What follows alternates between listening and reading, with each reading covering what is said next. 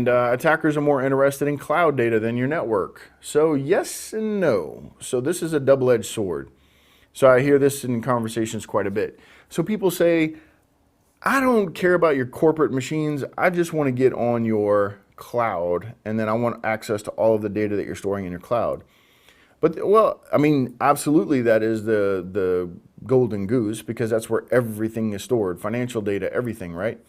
But what if you're using a company like Salesforce.com, who has, hopefully, a really good security infrastructure, and it's very difficult for me as an attacker to get in, as one guy, to get into Salesforce.com. So I'm thinking about it, and I'm like, well, what if I just compromise the guy's machine, which is not a hardened machine, because this company doesn't care about security because they have all of their stuff in the cloud. So why would I care about security? Why do I need to spend money on that? That's what I pay Salesforce.com for, right?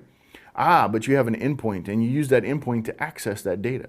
Okay, so once you either A, download it to that machine, or B, you log in from that machine, now I can use your machine as a pivot to get in there and get all of your Salesforce data. So that's the kind of stuff we're going to be talking about, attack vectors, right? And why you need to encrypt your endpoints, and why you need to have security on your endpoints and monitoring on your endpoints, whether those people are remote or local or whatever. Traveling salesmen, you need to have the right tools for the right job for your network engineers.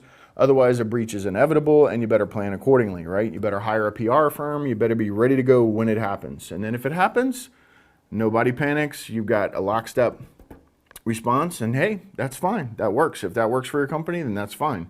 That's a security program, right? You can do it however you want, but you better be ready to respond, appropriately. If you want to hire quality security engineers, they're not going to work at a company, or, I'm talking to the security engineers that are up and coming here. So you may not want to work at a company like that, because in the event of a breach, your name will be attached to it. So you better think about that. Whenever you go for an interview, you want to interview them as well. What kind of stuff do you have? Oh, you don't have anything? Yeah, that's why we're hiring you. We don't have anything. Come help us secure our network.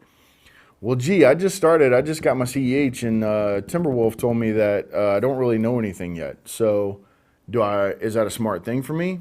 So you may want to think about that. It might be a good opportunity for you if you think you've got the chops for it.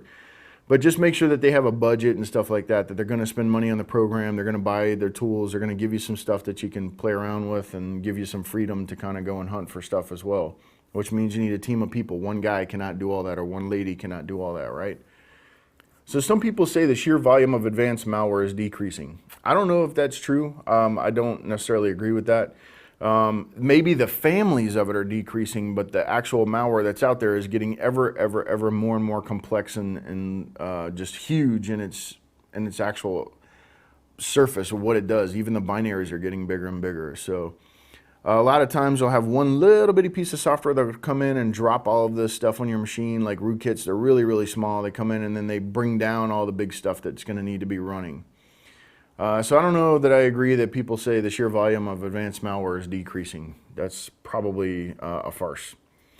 Redkit, Neutrino, and other exploit kits struggled for power in the wake of the black hole Arthur arrest. So that's old school. That's not necessarily current as of today. What happens in these things is that the source code is released, and people go and start doing little twists and bends on this kind of thing. For example, Zeus Kit is out there on GitHub. The Zeus malware kit is out there on GitHub. The 2.8 version is. There are many later versions that do a lot more advanced things than just what 2.8 did. There's a whole bunch of stories there, which we'll get into later, and we'll talk about some of the history of this malware family and stuff. So a minute ago, we were talking about the sheer volume of advanced malware is decreasing, and I'm like, I don't necessarily agree with that, right? But just remember for the test that is true. That's a fact. The sheer volume of advanced malware is decreasing for the test, okay?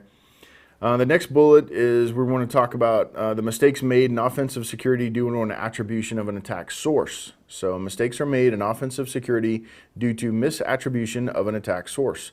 So people are attributing things to an offensive attack, but really you're just trying to test your own network, but you got it wrong. You're testing someone else's network, so that's a big problem, right? Cyber criminals are targeting the weakest links in the data exchange chain. We talked about that a minute ago. They are actually attack a separate company as a vendor to the primary attack victim, right? So if I can't get directly into the victim, Salesforce.com for example, I'll go either after a user or a supplier to Salesforce.com. And then they deploy that infected software, and now I've got my in, right? I've just gotten my back door. So you as a company, if you're going to be an engineer at Salesforce.com and somebody says, hey, here's some software I want you to run as part of an update on that last software I gave you, you better check it, right? You want to check it and make sure there's no back doors in there. So major data destruction attacks are increasing. So there are data destruction attacks. So people are actually destroying data again, which is a rare thing. People are erasing networks and stuff like that, data off of networks. Usually they just let it sit there and access it as they need to. So for this last bullet, one of the examples of that is like BitLocker. They're encrypting all of your data and then charging you money to try and get it back, or they'll erase it.